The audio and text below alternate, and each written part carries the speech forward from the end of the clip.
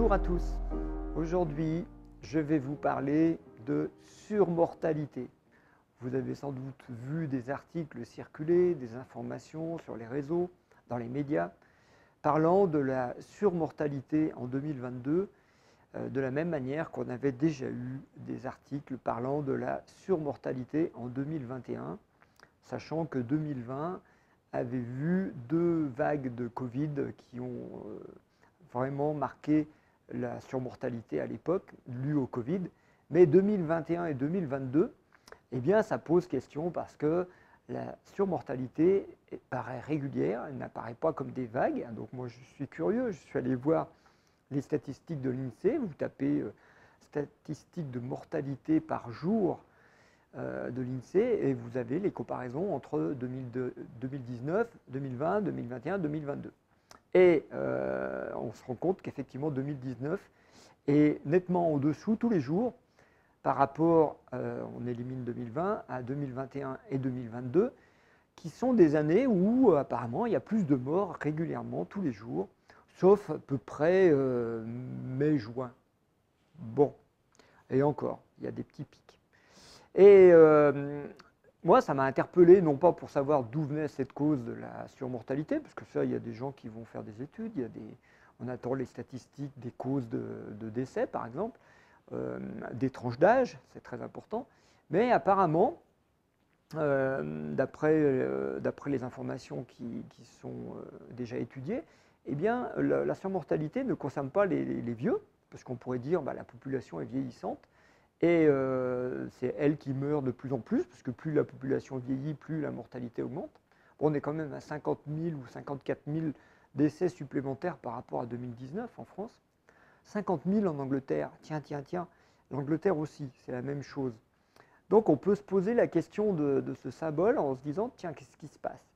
Alors, je disais, les causes, on les ignore, mais ce qu'on sait, c'est que ce ne sont pas les vieux, parce que, comme le dit pudiquement un écrit, ils sont déjà tous morts en 2020, enfin la plupart sont morts en 2020 par la crise sanitaire de la Covid, et que donc en 2021-2022, si les personnes âgées sont déjà beaucoup mortes avant, c'est peu probable que ce soit elles qui fassent encore augmenter les statistiques. Donc ça serait sans doute toute tranche d'âge, comme ça circule aussi dans beaucoup d'études, toute tranche d'âge confondue. Et parallèlement à ça, eh bien, la France a connu le taux de natalité le plus faible depuis 1946. C'est-à-dire qu'en 2022, il y a beaucoup de morts et il y a de moins en moins de naissances. Et là, ça interpelle par rapport à la symbolique que ça représente, puisque ça représente une symbolique un peu mortifère, comme si les âmes n'avaient pas envie de venir ici et d'autres avaient envie de partir plus vite. On peut le voir comme ça si on ramène le symbole extérieur à l'intérieur. Vous vous doutez bien que je ne vais pas faire des hypothèses sur les causes de mortalité, mais il y a une cause que de toute manière on n'évoquera jamais, c'est celle de l'âme dans le corps.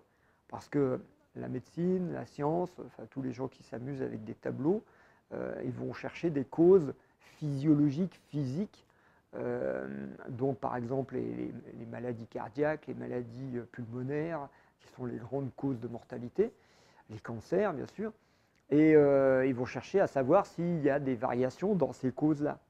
Mais la cause psycho-émotionnelle de ne plus avoir envie de vivre, par exemple, est-ce qu'on peut la prendre en compte? Est-ce qu'on peut l'étudier juste avec des statistiques de l'INSEE? Ben non, on n'aura pas ce genre de réponse.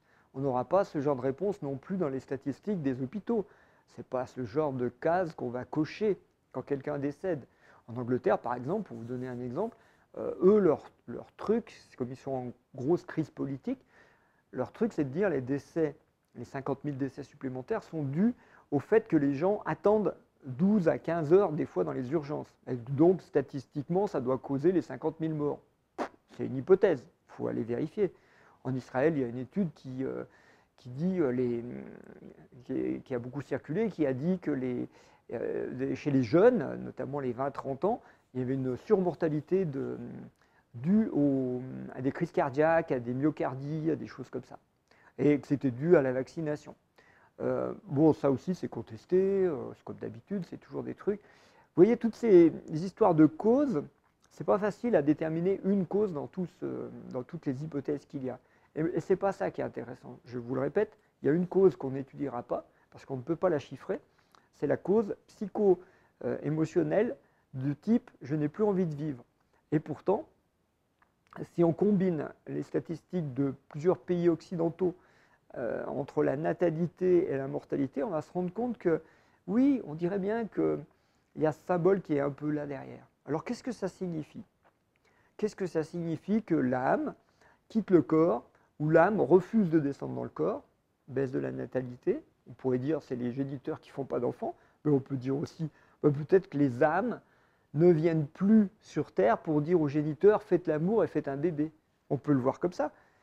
C'est pas complètement impossible, parce que nous, en médecine symbolique, on a déjà vu des âmes, des présences invisibles qui tournent autour de jeunes couples, en fait, quelques mois avant que ceux-ci ne fassent l'amour et du coup ne donnent naissance à un fœtus que l'âme pourra investir. Est-ce que ce n'est pas l'âme elle-même qui dit aux géniteurs « faites l'amour et faites un fœtus ». Pourquoi ça serait les géniteurs qui font ça? D'ailleurs, est-ce qu'il y a un géniteur parmi ceux qui observent cette vidéo qui a déjà fait consciemment un bébé en pleine conscience en disant « ce soir je fais un bébé et le lendemain ça y est, ma femme est enceinte » ou la femme est enceinte? Non, ce n'est pas comme ça que ça marche. C'est bien mystérieux le fait de tomber enceinte et d'avoir un bébé, c'est bien mystérieux les phénomènes qui sont à l'œuvre, et ce n'est pas que physiologique. Il y a aussi des phénomènes spirituels. Donc spirituellement, peut-être qu'il est possible d'évoquer l'hypothèse que les âmes ne veulent plus venir en ce moment, ou de moins en moins, ou alors pas dans ces pays-là. Bon, et puis en même temps, il y a des âmes qui partent, parce que crise cardiaque, c'est l'âme. Les maladies cardiaques, c'est l'âme. Le poumon, c'est l'âme. Les maladies respiratoires, c'est l'âme. Tous les cancers poumons, gros intestin, les cancers du sein. Il y a des histoires de culpabilité, il y a des histoires de l'âme qui ne se réalisent pas. Et si elle ne se réalise pas, elle peut dire « allez, je m'en vais voir ailleurs ». Donc, la vidéo a juste pour but de dire « tiens, est-ce qu'il n'y aurait pas un symbole en ce moment qui est en train de s'amplifier, qui dit que la période que l'on vit n'est pas une période favorable ou bonne à vivre. Ce n'est pas une période tranquille. Ce n'est pas une période où on peut se reposer, vivre comme dans les 30 glorieuses, vivre de la croissance de richesse, de la croissance de bien-être. Ce n'est pas une période qui s'annonce comme ça. C'est une période plutôt d'épreuve, une période de mise à l'épreuve, une période où on va devoir affronter nos propres démons intérieurs, peut-être à l'extérieur, mais aussi à l'intérieur, et peut-être une période où les gens, l'ego en tout cas, lui n'a peut-être pas tellement envie de se frotter à ça. Et je vais vous poser la question, et si c'était une période au contraire très favorable, mais très favorable à l'éveil de la conscience?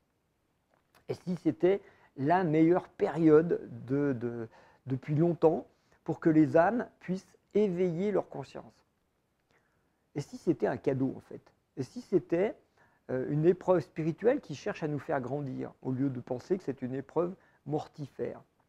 Ça inverse le symbole, c'est-à-dire qu'au lieu de dire bah, j'ai envie de partir, il y a des gens qui disent moi j'ai envie de partir de ce pays, j'ai envie d'aller sur une île, j'ai envie de m'isoler, j'ai envie de ne plus rien entendre, ne plus rien écouter. Ok, il y a des gens qui ont envie de fuir cette réalité parce qu'elle leur fait peur. Et si cette réalité était une occasion de grandir en conscience? Et si c'était la plus belle occasion pour les âmes depuis longtemps? Je pose cette question parce que je pense qu'il y a quelque chose de faux dans ce truc de dire il faut partir, il faut se barrer, il faut échapper au problème. Je pense que la réalité elle est différente. C'est à vérifier, parce que, encore une fois, dans cette vidéo, je propose des choses, vous prenez, vous laissez. Mais si c'était une période favorable, à ce moment-là, au lieu d'avoir envie de mourir et avoir des maladies cardiaques, des maladies pulmonaires, si on avait au contraire envie d'expérimenter pleinement ce qui est en train de se passer, de déguiser notre intellect, notre vision, notre conscience, pour observer tout ça et en tirer des symboles, pour que mon âme puisse à gérer ça, piloter du mieux qu'elle peut à travers ce fatras et qu'elle puisse éveiller la conscience qui est la sienne, à ce moment-là, c'est tout bénef. Et je veux dire, le fait de pouvoir profiter des épreuves pour les transformer en éveil spirituel, je pense que c'est la dimension humaine qui permet ça. Donc je vous souhaite à tous de regarder ces choses apparemment mortifères, apparemment pas très sympathiques, d'un œil différent pour que vous en fassiez une opportunité pour vous de dire tiens, il y a certains à qui ça fait peur, et moi, comment je fais pour ne pas tomber dans ce panneau? Et comment je fais pour au contraire être pleinement vivant, être pleinement rayonnant, être pleinement dans la joie de vivre? C'est tout ce que je vous souhaite et je vous dis à bientôt.